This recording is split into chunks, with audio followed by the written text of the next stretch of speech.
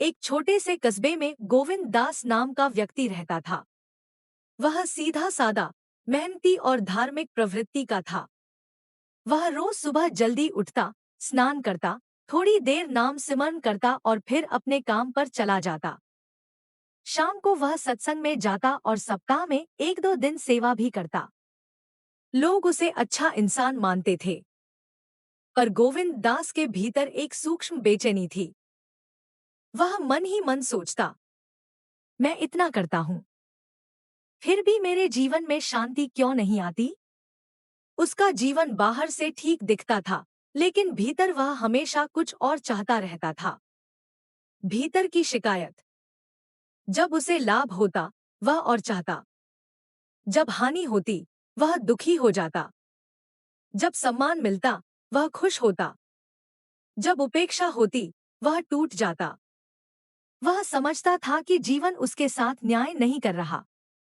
धीरे धीरे उसके भीतर यह भावना बनने लगी कि मैं इतना भला हूं, फिर भी मुझे इतना संघर्ष क्यों करना पड़ता है? यह प्रश्न उसके मन को भारी बना देता था। गुरु से प्रश्न। एक दिन सत्संग के बाद उसने गुरु से पूछा, मैं नाम सिमरन करता हूँ, सेवा करता हूँ, फिर भी मन प्रसन्न क्यों नहीं रहता? गुरु ने उसकी आंखों में देखा और शांत स्वर में कहा, क्योंकि तू प्रसाद लेना नहीं सीख पाया। गोविंद दास चकित हुआ। मैं तो रोज प्रसाद लेता हूँ। गुरु मुस्कुराए। तू हाथ से लेता है, मन से नहीं। प्रसाद का असली अर्थ। गुरु ने कहा, प्रसाद का अर्थ केवल मंदिर में मिलने वाली वस्तु नहीं है।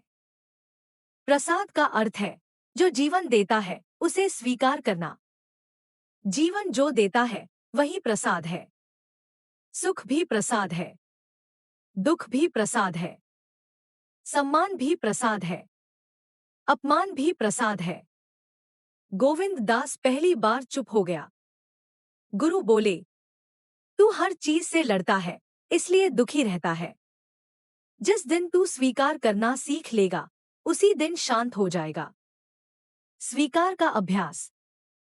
उस दिन गोविंद दास ने एक छोटा सा अभ्यास शुरू किया। जो भी घटता, वह मन ही मन कहता, यह भी प्रसाद है। जब ग्राहक कम आए, यह भी प्रसाद है। जब काम बिगड़ा, यह भी प्रसाद है। जब किसी ने कठोर शब्द कहे, यह भी प्रसाद है। शुरू शुरू में यह उसे बनावटी लगा, लेकिन उसने अभ्यास नहीं छोड़ा। परिवर्तन की शुरुआत। कुछ ही हफ्तों में उसने महसूस किया कि उसके भीतर कुछ बदल रहा है। पहले जहां वह प्रतिक्रिया करता था, अब वह ठहर जाता था। पहले जहां वह शिकायत करता था, अब वह समझने लगता था। पहले जहां वह विरोध करता था, अब वह स्वीकार करता था। और यही स्वीकार उसके मन को हल्का करने लगा। कठिन समय की परीक्षा।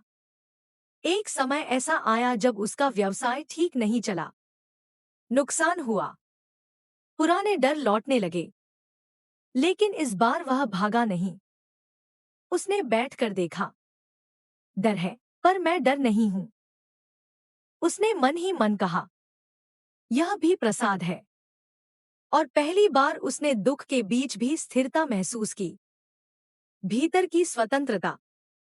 अब उसके भीतर एक नई स्वतंत्रता पैदा हुई। अब कोई परिस्थिति उसे बांध नहीं सकती थी, क्योंकि वह विरोध नहीं करता था। वह जीवन को ऐसे देखने लगा जैसे कोई नदी बह रही हो और वह उसमें तैर रहा हो, लड़ नहीं रहा हो। गुरु की अंतिम सीख। कुछ समय बाद वह फिर गुरु के पास गया। गुरु ने पूछा, अब मन कैसा है? गोविंद दास बोला, जीवन वही है, पर संघर्ष कम है। गुरु मुस्कुराए, क्योंकि अब तू जीवन से युद्ध नहीं कर रहा, संवाद कर रहा है। साखी का सार। यह साखी हमें सिखाती है कि दुख घटनाओं से नहीं, विरोध से पैदा होता है। स्वीकार दुख को शांति में बदल देता है। प्रसाद का अर्थ है जीवन के हर रूप को आदर से लेना। जिसने स्वीकार सीख लिया, उसने मन जीत लिया। और यही राधा स्वामी मार्ग की सच्ची साधना है। नाम अभ्यास से भीतर बल आता है और प्रसाद भावना से भीतर शांति आती है। राधा स्वामी दयाल।